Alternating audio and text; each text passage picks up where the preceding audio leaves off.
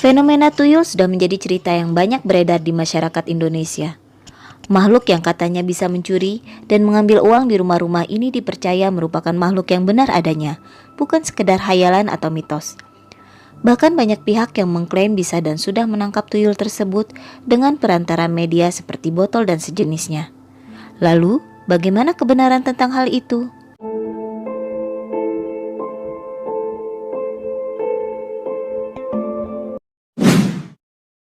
Jika dilihat secara logika, tentunya tuyul maupun sejenisnya tidak akan pernah bisa masuk dalam pemikiran kita sebagai manusia. Di zaman yang serba canggih ini, masa iya masih percaya dengan hal tahayul semacam ini? Orang yang sangat mengedepankan logika biasanya berpikir jika ingin kaya tentunya harus bekerja keras, bukan menggantungkan pada hal seperti ini, yang hingga saat ini belum bisa dibuktikan secara ilmiah. Jika tuyul memang ada, lalu kenapa mereka hanya mengambil uang di rumah-rumah? Padahal ada tempat yang selalu terdapat uang, yaitu bank. Belum pernah atau hampir tidak ada berita yang menceritakan kasus pencurian uang di bank yang dilakukan oleh tuyul. Belum lagi akan dipertanyakan bagaimana cara tuyul mengambil uang tersebut. Jadi, bagaimana mungkin seseorang bisa mengaku menangkap tuyul padahal melihatnya saja tidak bisa? Menurut pendapat salah seorang paranormal, tuyul adalah makhluk yang pintar karena mampu mengenali barang. Tuyul itu bisa mengenali barang yang diinginkan tuannya, asal ditunjukkan lebih dulu. Setelah itu, dia akan ingat dan bisa mengambil barang tersebut. Dia menjelaskan, tuyul merupakan makhluk gaib yang sering dimanfaatkan manusia untuk mencuri uang atau barang-barang berharga lainnya, dengan tujuan memperkaya diri. Dalam menjalankan operasinya, tuyul biasa bekerja sendiri. Untuk mendapatkan tuyul, seseorang harus melalui suatu proses ritual tertentu yang tidak singkat. Hal itu baru bisa didapatkan setelah beberapa kali proses yang sulit. Setelah itu, nanti baru ada satu sosok manusia yang datang ke rumah membawakan uang dan perhiasan. Nah, itu dia tuyulnya. Tuyul tidak selalu berbentuk anak-anak, bisa juga manusia dewasa. Makhluk ini juga bisa memiliki keturunan dan mampu hidup hingga ratusan tahun. Namun demikian, meski menjanjikan hal menggiurkan seperti kekayaan, kepemilikan tuyul bisa menyebabkan kehilangan orang tercinta. Paranormal itu juga mengatakan, tuyul sangatlah sulit untuk ditangkap. Kalaupun ada warga yang mengaku telah menangkap tuyul, itu kemungkinan hanya duplikatnya. Aslinya si tuyul pasti sudah lolos dari tangkapan manusia. Seandainya dikabarkan tuyul ditangkap dalam botol, biasanya hanya terlihat seperti gumpalan asap. Gumpalan asap itu adalah bagian tubuh tuyul. Bisa saja rambutnya atau bagian lain, tapi raganya bebas lepas.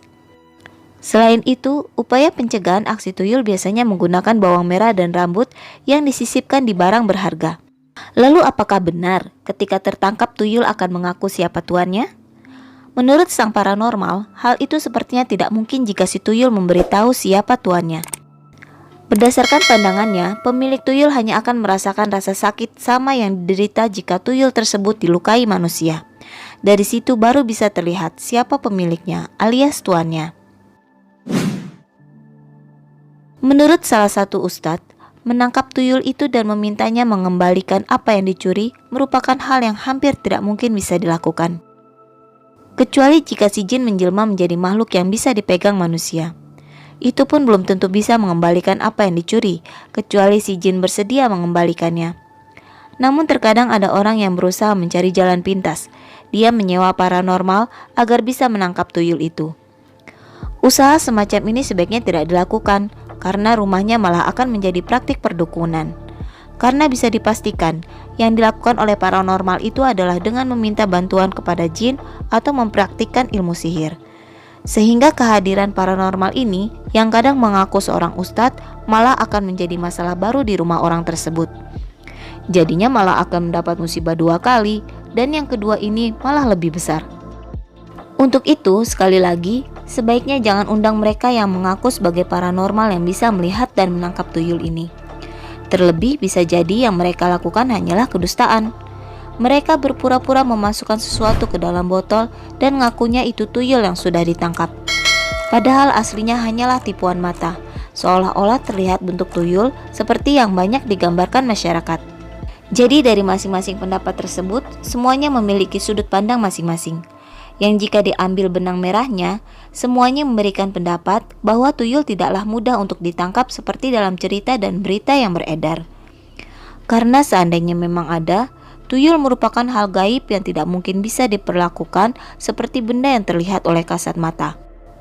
Hal yang jauh lebih penting tentunya, baik dari sudut pandang manapun, hendaknya kita menjauhi hal-hal semacam itu.